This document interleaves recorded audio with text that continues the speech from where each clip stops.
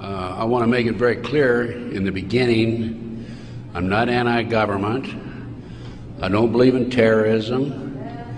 And I want to make it especially clear that there are a lot of good people in the FBI and the CIA, naval intelligence, army intelligence, military intelligence, NSA.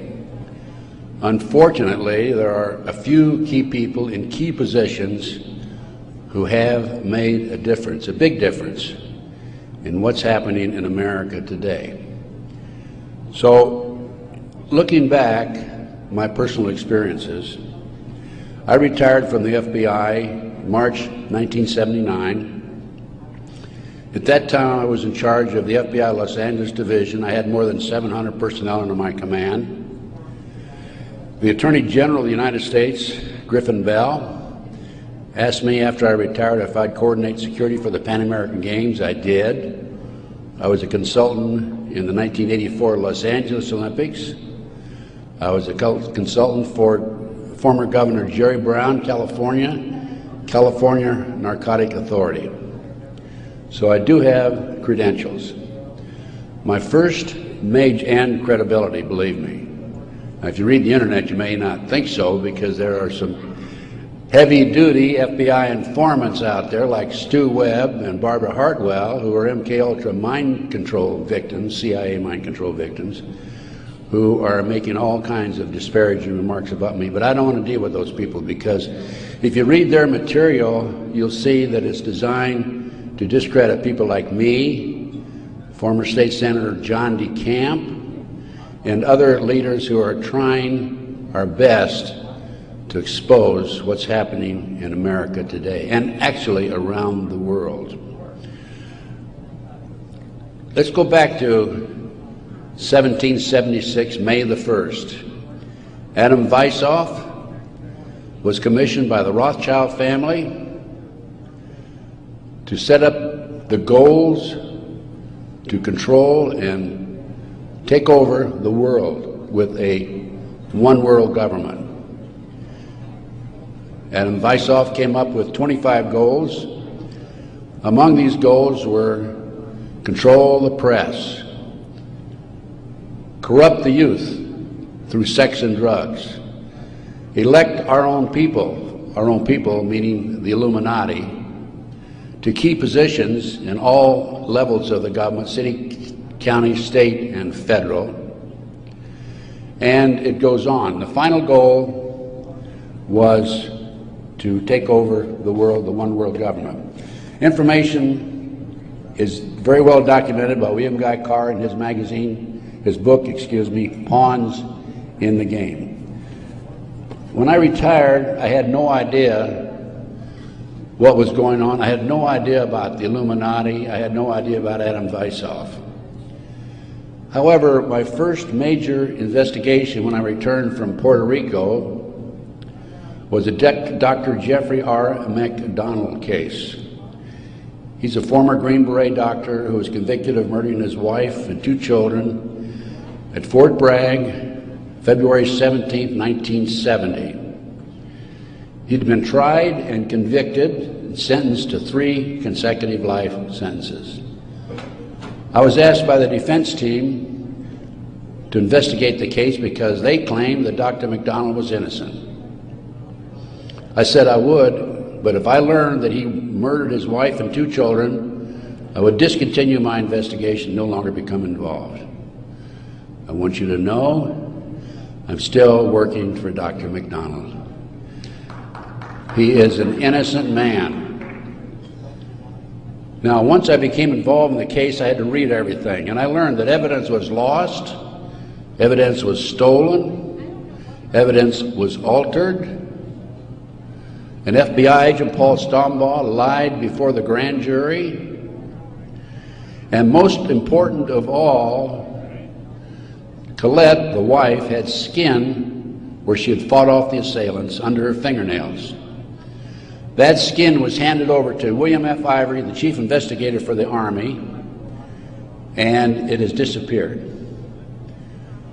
10 months into the case, October 25, 1980, I through a series of circumstances, I don't have time to go into the details now, obtained a signed confession from one Helena Stokely. I had 3 sessions with her, 10 days each, total of 30 days. Helena told me that Dr. McDonald did not commit those crimes, that they were committed by her satanic cult group. And I said to myself, what's this all about? I don't know anything about Satanism. I read about it in the Bible, of course, and that's about it. But as I delved into the case, I learned that drugs from Southeast Asia were being flown into the United States to various military bases in plastic bags in the bodies of the dead GIs. I further learned from Helena that her satanic cult group was involved in distributing these drugs up and down the East Coast. They were mad at Dr. McDonald because he was abusive to the cult members and the GIs who went to the civilian hospital where he was moonlighting for relief of some sort. So they went in and attacked him that night. There were a total of 7 involved in the crime. She named them all for me. Right now, today, I know where some of them are located. But to further check and document this, I went to the UCLA library, and I found out, in fact, in the Time magazine, January 1, 1973, there was an article about bringing drugs in plastic bags in the body cavities of dead GIs. There was no question in my mind Helena was telling the truth. I gave her a polygraph test, and she passed. I had her examined by a psychiatrist, and she passed. And as a matter of fact, the government themselves had given her a polygraph examination early in their investigation before I entered the case. And Byzantine, the Army polygraph operator, said that she thought that she was telling the truth. She thought she was there that night. Now, the most recent series of events in the McDonald case, now I'm telling you a little bit about the McDonald case because that's what woke me up as to what was going on. It was after that I started researching and went back and found out about the Illuminati. Illuminati/Satanism. It was after that I learned considerable more about what was going on.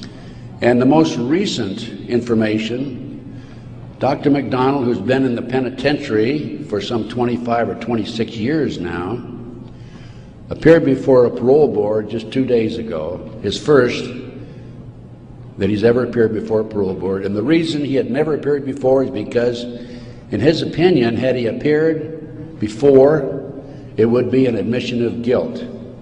In this particular instance, he still claimed he was innocent, but he did appear before the board because he's a newlywed individual with a woman named Kathy. And of course, if you read the papers in the last 2 days, his parole was turned down, and the parole board made him eligible for another hearing in 15 years.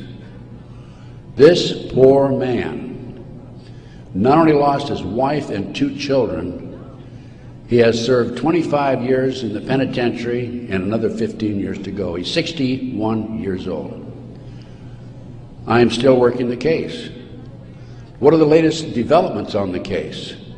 In 1997, the judge, federal judge, agreed to do DNA tests. And they chose 15 individual pieces of evidence to be examined.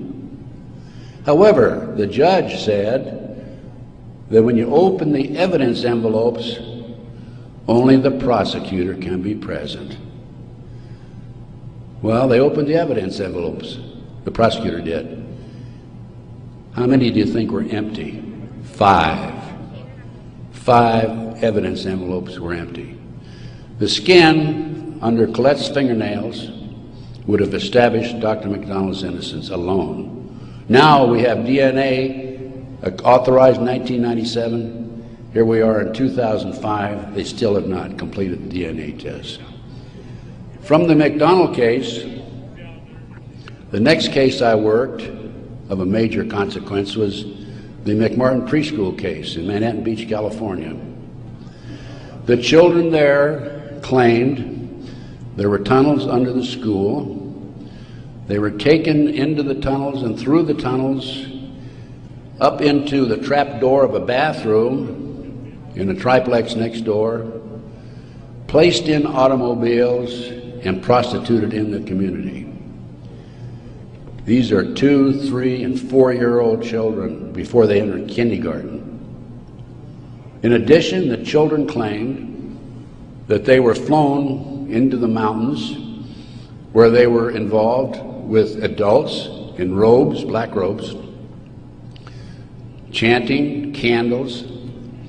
They talked about the brown babies who were cut up, actually sacrificed.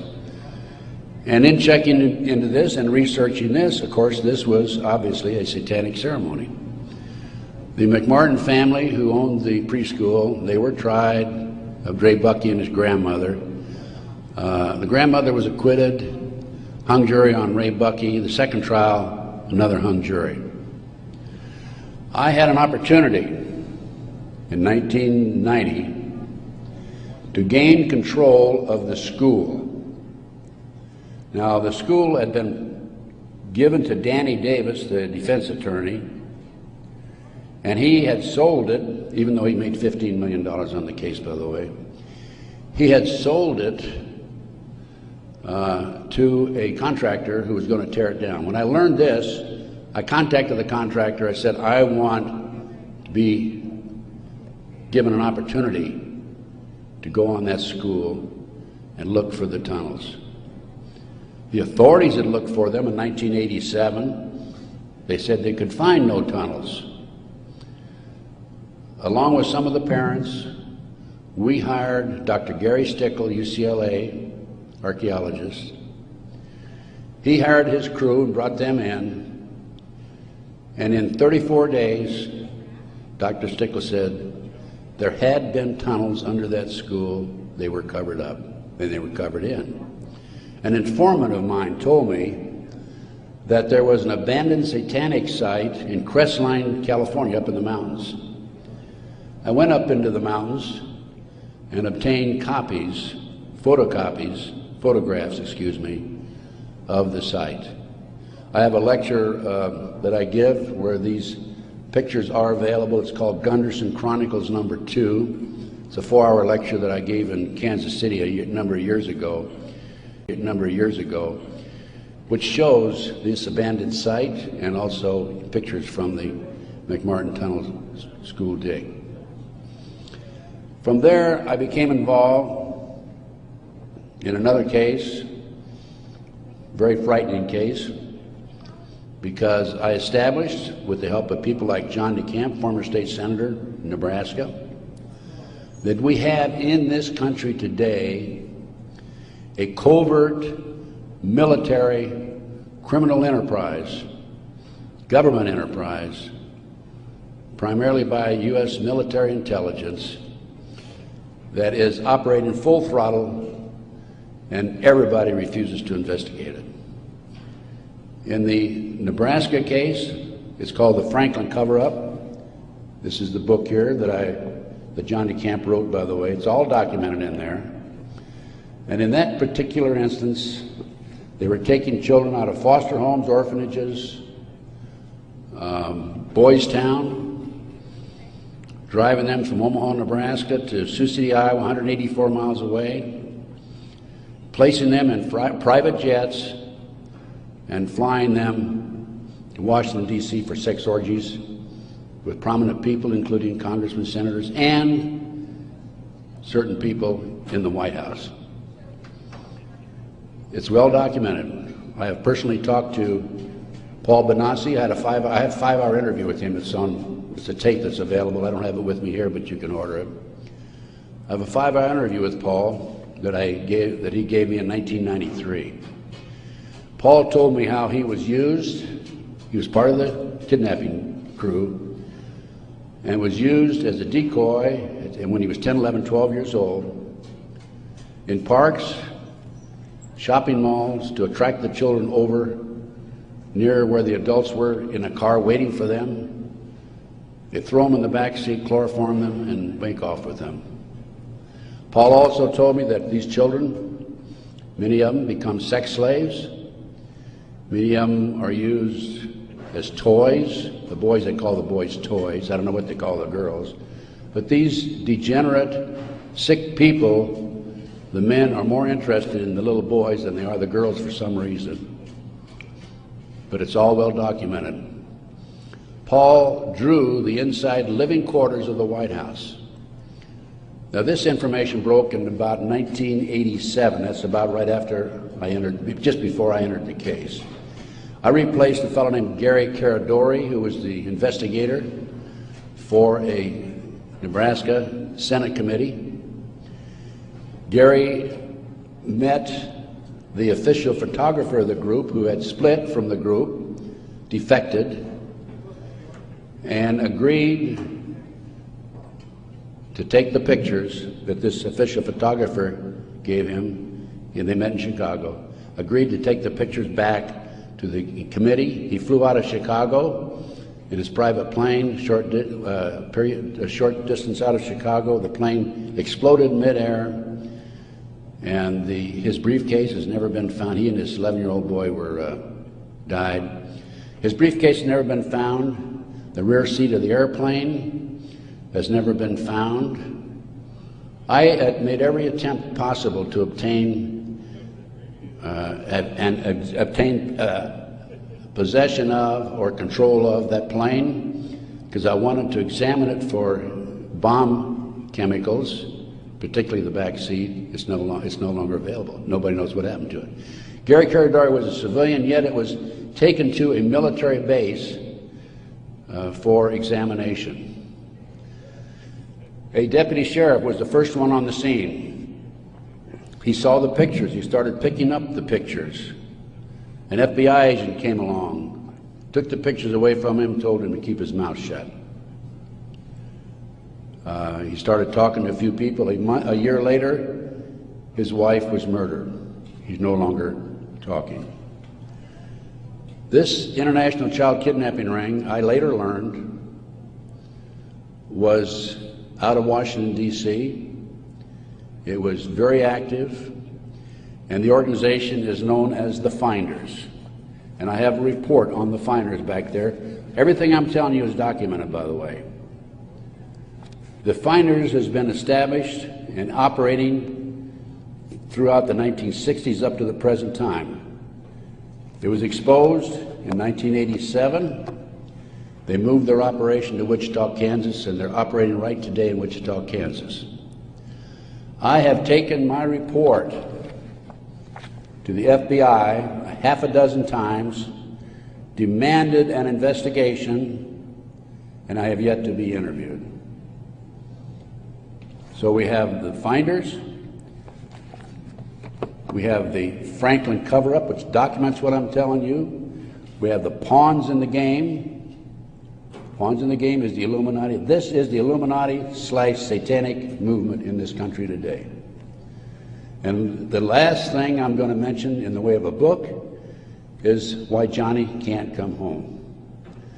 Johnny Gosch was, September the 5th, 1982, a newspaper boy on a Sunday, and he was about to deliver his newspapers in West Des Moines, Iowa.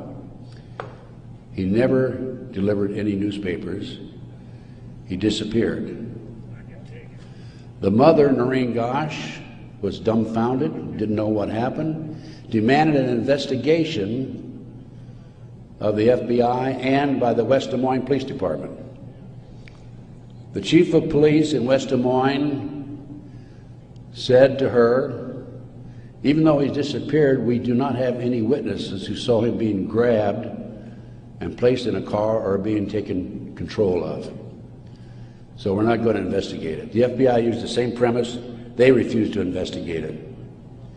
Now, I've been involved in kidnappings in the FBI, and I can tell you that it's automatic within 24 hours, at the end of 24 hours, that we had to go in my day, this was back in the 50s, 60s, and 70s, we had to go in and start investigating the case after they've disappeared for 24 hours.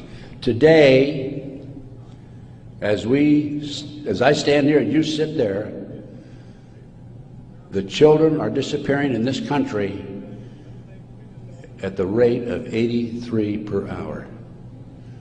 That's over 700,000 children a year. Now I can go back to July 1982. The Reader's Digest claimed there were 100,000 children disappearing every year. There's another statistic that I find very interesting, and that is that it is estimated 2,500 children are kidnapped and murdered in this country every year. That's an unbelievable figure. Yet, the FBI refuses to investigate it.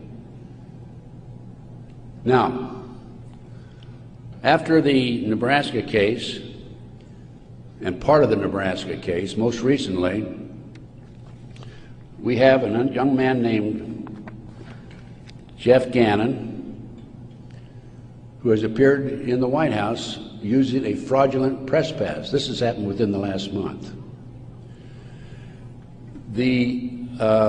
Certain people in the White House were questioning him and were suspicious of him because when he would engage in a press conference with the president, President Bush, he was asking what they called soft questions.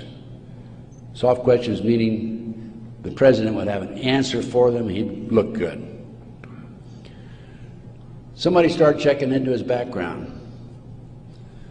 They learned that he was actually an individual named Jim Guckert. This is all on the internet, by the way. And Guckert had a homosexual website.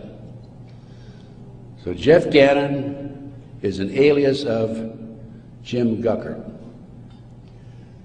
Now his picture appeared in the internet, and he is believed to be Johnny Gosch, who was kidnapped September 5, 1982.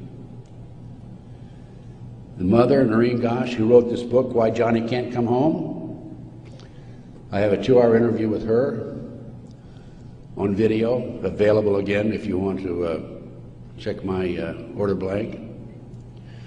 She did not sit still for this. Can you imagine if the 83 mothers of children who disappear every hour would do what Noreen Gosch has done? We wouldn't have this problem today. She went to the FBI, demanded an investigation. They refused to investigate. The police refused to investigate because the case tied into the Franklin cover-up. Some of our top politicians in the country, leading businessmen, Harold Anderson was identified by the children, past publisher of the Omaha World Herald. The head of the Nebraska Forestry Service was identified by these children. There 80 children came forward in this Nebraska case. And it goes, as I said, right up to the White House. In 1987, according to Paul Benassi, he was furnishing toys, or little boys, young boys, to the sick people, certain sick individuals, in the White House itself. I have the names of some of these people. No need to mention it here. Some of them are mentioned in the Franklin cover-up. But it does appear that Jeff Gannon is, in fact, Johnny Gosch. Noreen Gosch, the mother, has looked at the pictures. She believes it's Johnny Gosch because he has a scar on his right cheek about the size of a nickel. It's white. Gannon has a scar there also. Little Johnny Gosch had a birthmark on his left chest about 8 inches long. From looking at pictures of Jeff Gannon on the internet, it appears that he had a birthmark at one time, and there's been an attempt to erase it. I personally talked to one of the youngsters who was involved in this network. I've talked to several of them. And he assures me that Jeff Gannon is, in fact, Johnny Gosch. Well, how did Johnny Gosch get from West Des Moines, Iowa, 12 years old, all the way with a phony press pass into the White House as of a few weeks ago? Well, what happened to Johnny is that he was transported from West Des Moines, Iowa to Sioux City. He was placed on a farm for 3 weeks, sexually molested. He was taken to the mountains in Colorado, placed in a cage in a house of some sort, or a cabin, and then later he was used as a sex slave. They didn't kill him, they didn't sacrifice him, although a number of these kids are sacrificed in satanic ceremonies. Now, he escaped with another young man. They stole a car, and in 1997, Johnny knocked on his mother's door at 2:30 in the morning, Noreen Gosh, and said he wanted to talk to her. He was there with another young boy. He came in, he told Noreen, he says, "Mother, I was kidnapped. I've been placed in a covert military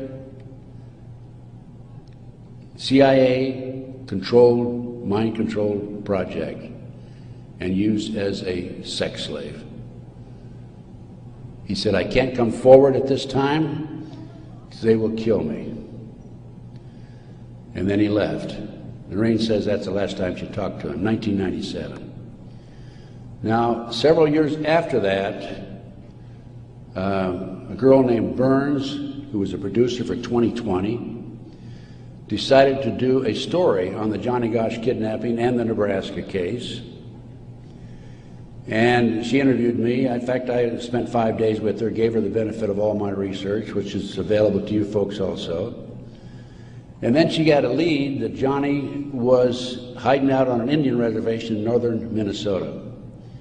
She went there and flushed him out, and he basically went into hiding, and now he shows up at the White House. He was a mind control victim. If you don't know anything about MKUltra mind control program, it came into this country through the German scientists after World War II.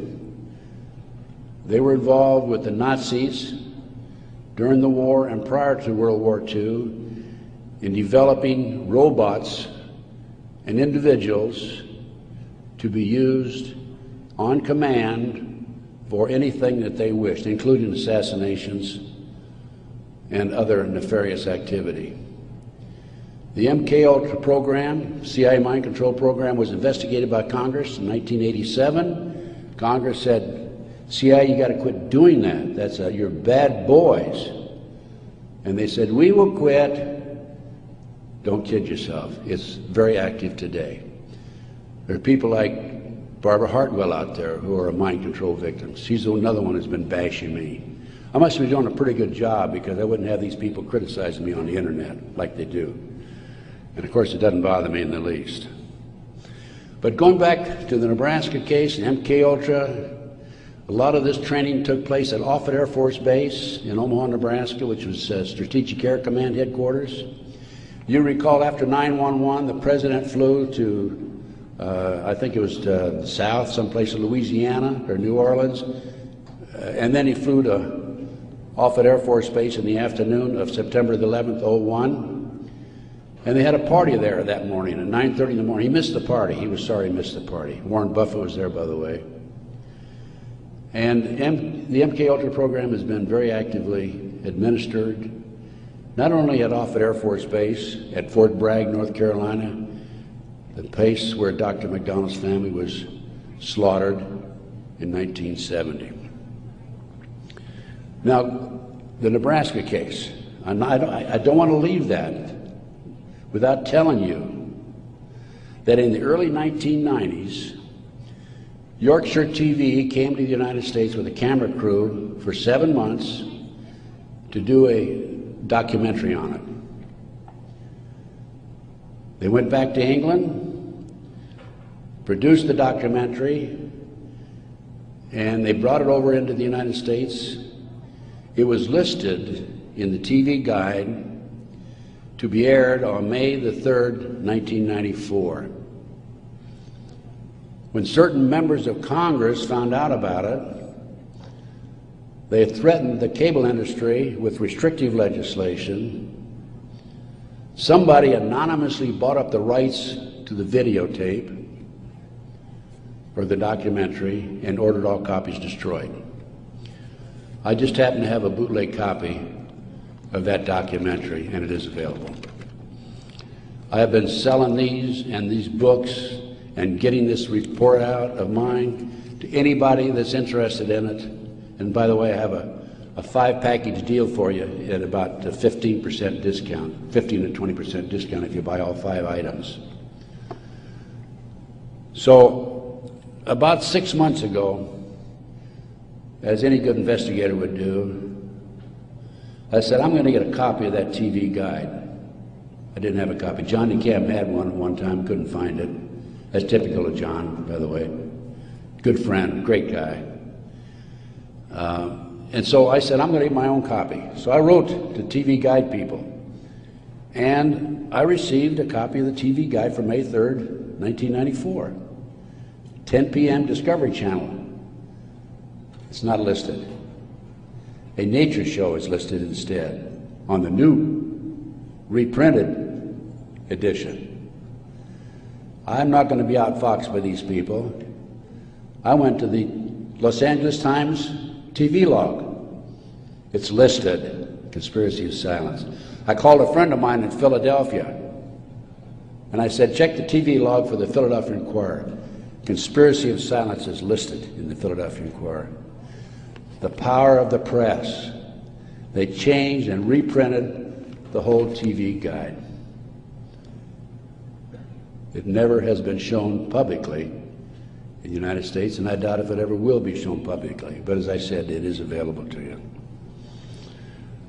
Now, that's not the end of the story for me, because I am continuously probing, continuously working, continuously talking to various sources and putting it on paper and documenting and getting the word out.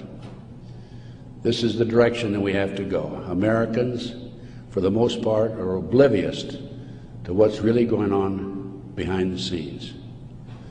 One of the things that, in addition to the McDonald case, that got me thinking was the Jack Kennedy assassination.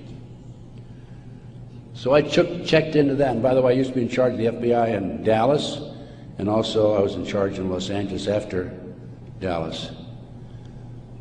So in checking into the Jack Kennedy assassination, I learned, no question about it, that it was a joint hit by the CIA and the Chicago mob. Sam Giancana, head of the La Cosa Nostra in Chicago, 3 days before he was to testify before Congress, was shot and killed, murdered. This encouraged me to do some more checking into some of these national terrorist acts that have taken place and other cover-ups in the United States. I interviewed the naval intelligence officer who on December 4th, 1941,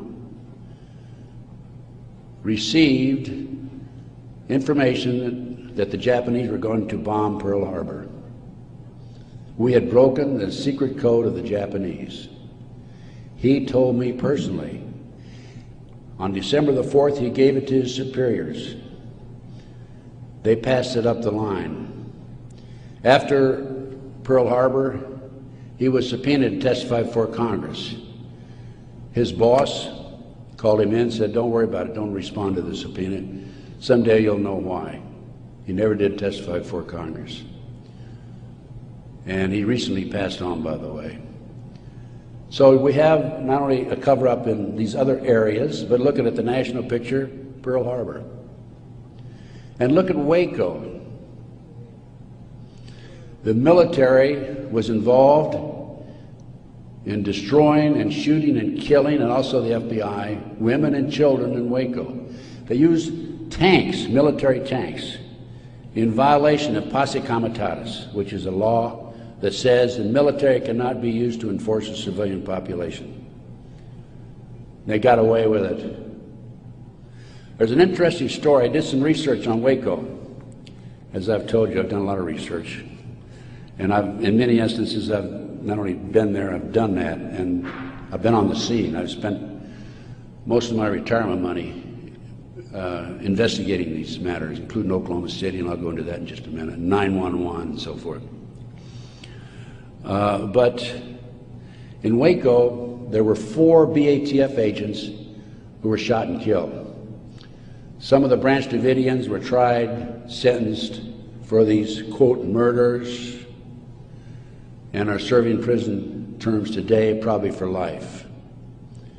In researching the 4 BATF agents who were shot, I learned every one of them was shot in the head. Now, for those of you who have been in the military, that's a sniper shot, no question about it. One of them, the bullet, the trajectory of the bullet was from above, down through his lip, and into his body, probably from a helicopter. It's interesting to note that these 4 men, BATF agents, at one time were all bodyguards for former President Bill Clinton. That was Waco. Ruby Ridge.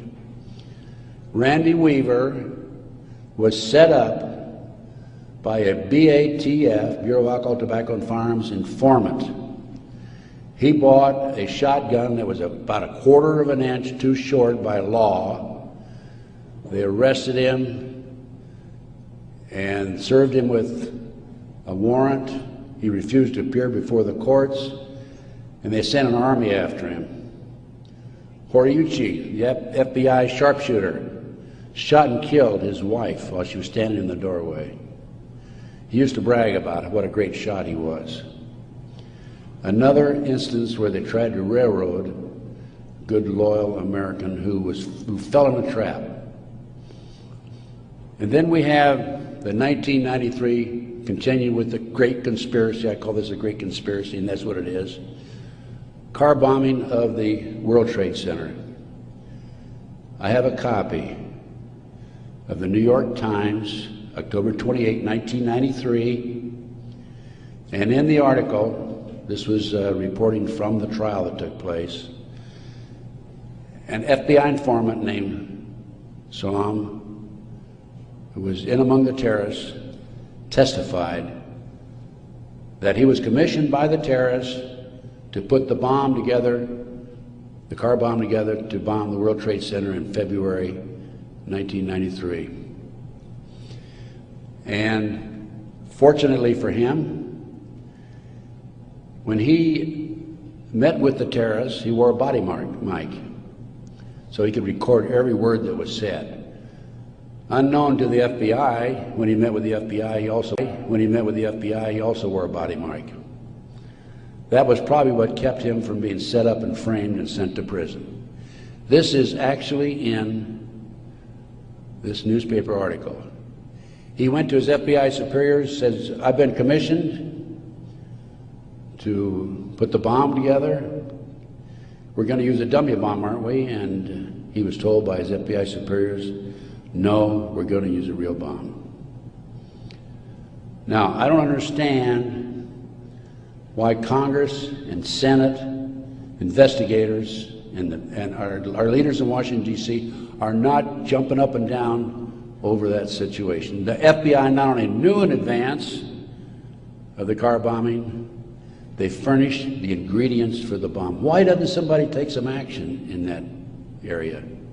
Why doesn't somebody investigate this international child kidnapping ring being operated by the CIA? Why are these congressmen voting on bills like the Patriot Act, which takes away many of our constitutional rights and civil liberties, in the best interests of, quote, protection for our country and protection from the terrorists? Let me tell you something, ladies and gentlemen. There are people in our government, a rogue outfit, whatever, I'm not sure, who are actually behind these terrorist acts. And the reason they're behind the terrorist acts is so they can pass bills like the Patriot Act And the reason the congressmen and the senators vote for these stupid bills, stupid by our terms and our definition, is because many of them have been set up and framed through sex and drugs. So then we have Oklahoma City, 1995. I personally made 2 trips to Oklahoma City. I investigated Oklahoma City. Because of my report, the defense attorney for Timothy McVeigh sent 2 of his investigators to interview me. I spent 4 hours with them.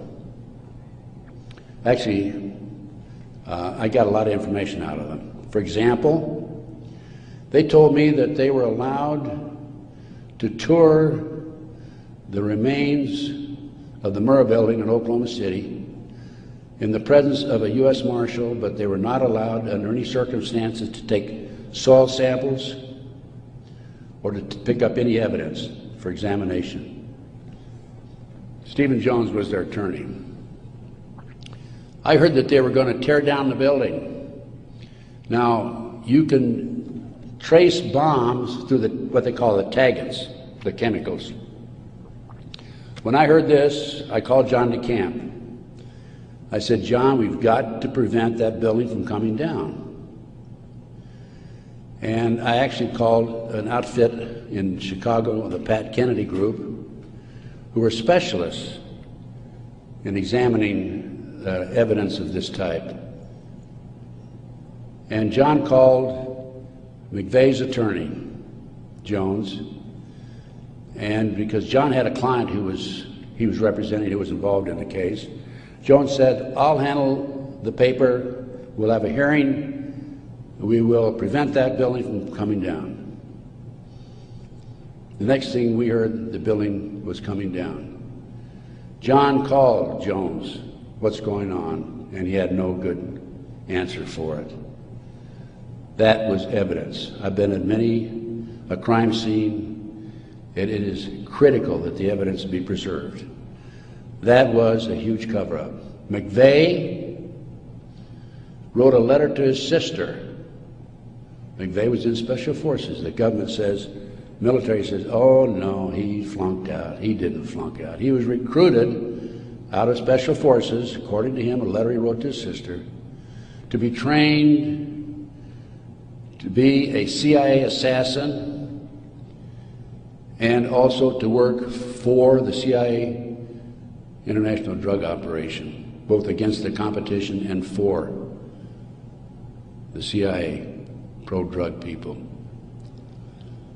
McVeigh was, in my opinion, an MK-Ultra mind control victim. He was visited in prison in Oklahoma and in Colorado by Dr. Jolly West. This was secret, by the way. I happened to find out because I made some phone calls to the right people. Jolly West was one of the foremost leaders, along with Sidney Gottlieb, in the CIA's MK-Ultra mind control operation. Why would somebody like Jolly West go interview McVeigh, not only in Oklahoma but also in Colorado during the trial? Because he was a mind control victim himself. At one time, it was reported, I think in the U.S. News and World Report, that McVeigh had a microchip in his buttocks. Our military reportedly have been using microchips to keep track of their soldiers. The bomb in the truck allegedly was a fertilizer bomb. The government first announced that it was a 1,500-pound bomb and then a 2,500-pound bomb, and I think it ended up being 4,800 pounds. That bomb that was in the truck destroyed half the building. A 4,800-pound fertilizer bomb, ammonia nitrate fertilizer bomb, dissipates and did not have the potential, the possibility of destroying that much of the building. After the Oklahoma City bomb went off, I had a call from a friend of mine, Michael Riconosciuto. For those of you who are making notes, look up in the internet, R-I-C-O-N-O-S-C-I-U-T-O. Michael Riconosciuto. I've been working with Michael since the early 1980s, 82 is when I first met him. He was a CIA agent, operative for some 2 decades. He was also an FBI informant at one time. His father owned the Hercules Manufacturing in Silicon Valley, California. Hercules Manufacturing developed what is known as the electro-hydrodynamic gaseous fuel device, which is a highly classified bomb. The bomb was actually manufactured by Dyna Nobel out of Salt Lake City. Now, Michael, in the meantime, is in jail now, right today. In fact, I talked to him yesterday because he started to talk before the Brooks Committee about a very interesting case involving the Promise software. The Promise software was in a computer operation that developed all kinds of intelligence information on you and I and every citizen in America.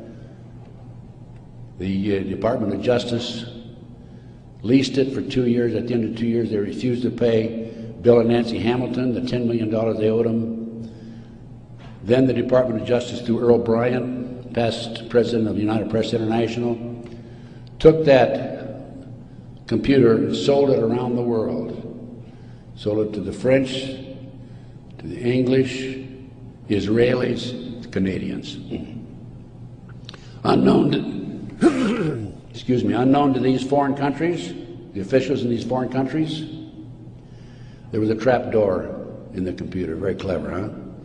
A trap door secretly allowed us, the U.S. government, to retrieve all the information they developed. Michael Reconnaissance was the CIA agent who developed the trap door in the Promise software computer.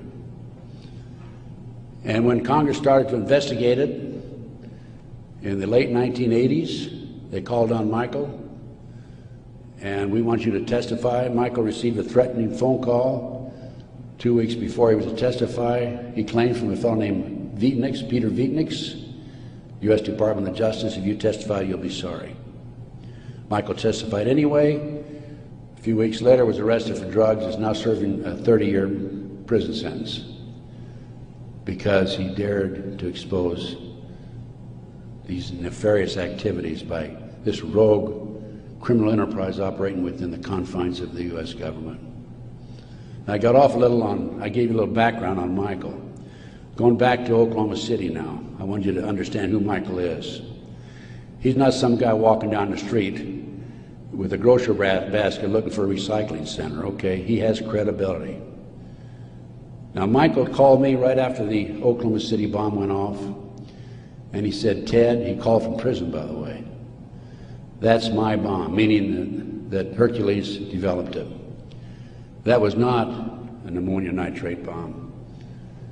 Now, when that bomb was tested in 1982, I happened to be with a group of intelligence agents in Palm Springs waiting for the results of that test. It was tested in Area 51. It was underestimated because the power, it was so powerful that 2 of the technicians died. They underestimated the strength of it. This, I'll call it a barometric bomb. This barometric bomb, according to Michael, was what was in the car, not a fertilizer bomb. I have an Oklahoma City report on that. So what did I do as an investigator? Well, I went to the Pickaninny Arsenal in New Jersey, and I gave him the contract number, which I obtained through a science magazine. One of my associates actually did the research on that. And I gave the Picatinny Arsenal the contract number. This is public, available to the public, by the way. And the Picatinny Arsenal came back and said there's no such contract here, even though I had the contract number. By the way, that's documented in my report. And I went to Dyna Nobel, who I knew manufactured it, and they didn't even bother to respond. It's interesting to note that a Dyna Nobel expert witness testified at the grand jury when they indicted McVeigh. In September of 1995, some 5 or 6 months after the 19th of April, 1995, Oklahoma City, In September, there was I lost my train of thought there for a minute. Oh, there was an article in Fireman's Magazine. It was written by the editor of Fireman's Magazine. The information was obtained from the Oklahoma City Fire Department. And in that article, again, that's in my report, in that article, it states that 4 unexploded devices were taken out of the building. When people were in the building after the bombing, dying, they discontinued the rescue efforts for some 5 hours while they carried out a bunch of government files, men in blue suits of some sort, sweatsuits. So what I'm telling you is, Oklahoma City was perpetrated by certainly people other than McVeigh and Nichols, and now Roger Moore, if you read the paper recently, the gun dealer who claims that he was robbed of his guns in Arkansas and that money was used to finance the Oklahoma City bombing. Roger Moore has been accused by Terry Nichols of being involved in it. Roger Moore denies it. Roger Moore, at the time of the Oklahoma City bombing, was an FBI informant. I had an inside investigator in Oklahoma City tell me that there were at least 11 other individuals involved in Oklahoma City. Okay, that brings us up. We've gone through Pearl Harbor, Waco, Ruby Ridge, car bombing 93, Oklahoma City 95. That brings us up to 9/11. As I said, Michael's in prison. I'm his, quote, investigator of record, which means I'm like an attorney. I should have access to him on a regular basis. I represent this man. For a year prior to 9/11, actually a year and a half, I tried to get in and see Michael. He was in prison in northern Pennsylvania. I was in the Philadelphia area. The Bureau of Prisons would not allow me to see him. I finally was able to talk to Michael in January 2003. I flew to the East Coast, spent 3 days with him. Michael told me that he had developed information from among his contacts in advance of 9/11 that they were going involved in using missiles, airplane missiles, and they were going involved in skyjackings. They were training Arab terrorists, and also he knew the identity of the person in the United States, an Arab who lived in Paterson, New Jersey, who was the leader of terrorist activity by the Arabs in this country. Now, Michael had this information because, you're saying, how can Michael develop this information being in prison? Because I met with Osama bin Laden, along with Michael, along with the State Department representative in the spring of 1986. At that time, I was contacted by former top Ronnie Reagan official who said, can we help the Afghan rebels? They were our friends then. And I called Michael, I said, what do you think? And he said, let's meet. So there was a fourth fellow there. We didn't know at the time it was Osama bin Laden. Has actually used the name Tim Osman, traveling under Turkish passport. But because of Michael, I passed the ball to him. I just arranged for the meeting and went on.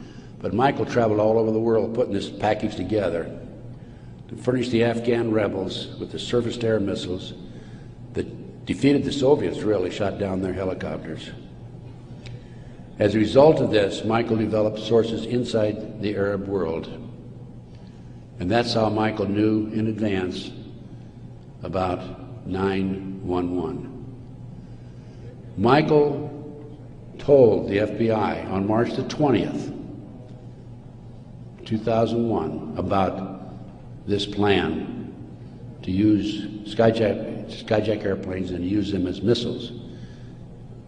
He also furnished to the FBI one of his sources, one of his confidential sources inside the Arab group. The FBI interviewed him, threatened him with prosecution, and deported him. That man, along with his family, have disappeared. We think that they're dead.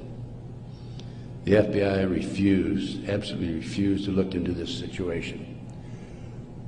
More shocking is that Michael had the names of the people who were obtaining the false names of the people, the Arabs who were obtaining false passports.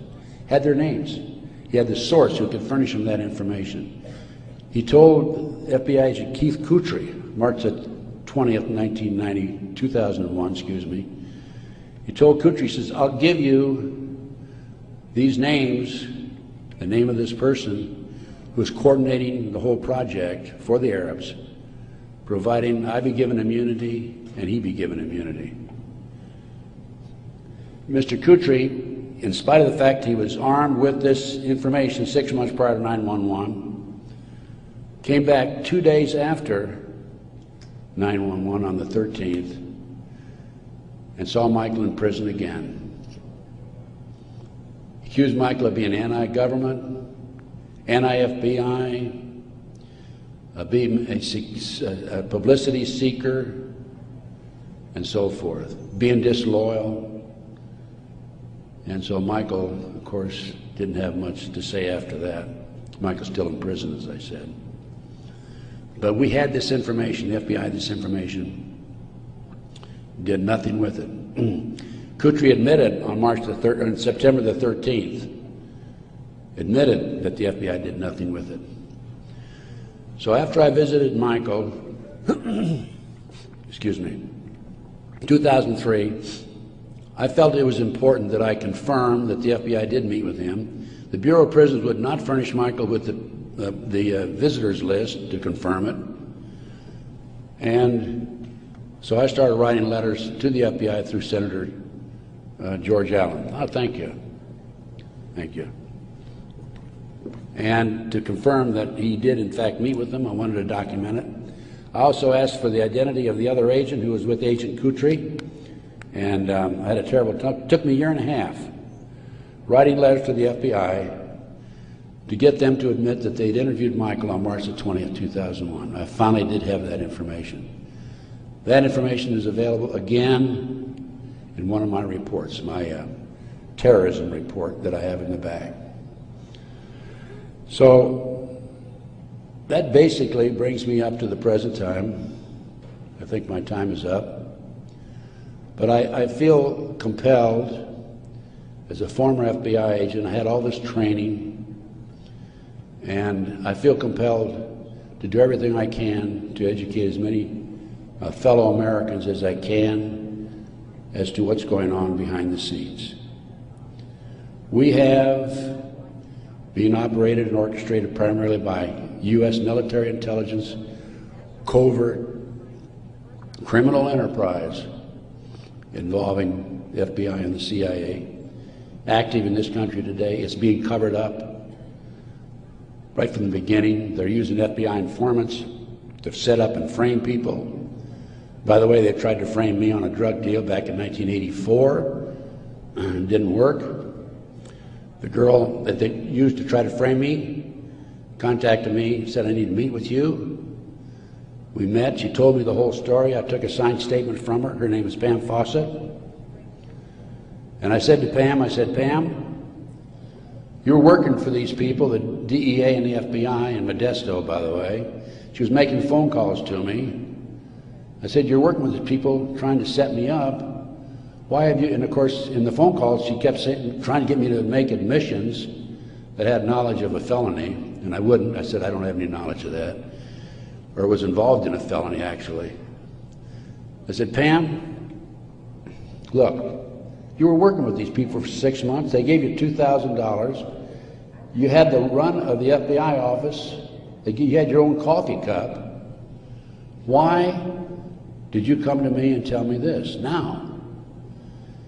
And I'd helped her, give her a little advice about her 14-year-old son in the interim, you know, talking back and forth as any individual would do who might be able to help. And she said, Ted, I woke up the other morning and I realized you're the only honest son of a bitch I've talked to in 6 months.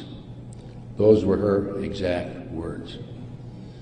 The FBI not only tried to set me up on a drug deal, I've also been the victim of 4 separate investigations. They tried to set me up on a fraud case in Dallas. And most recently, very frankly, I've been under surveillance, heavy surveillance. I've had illegal entries into my car, into my apartment. There's been attempts to gas me within the last month. And I was able to anticipate it and avoid it.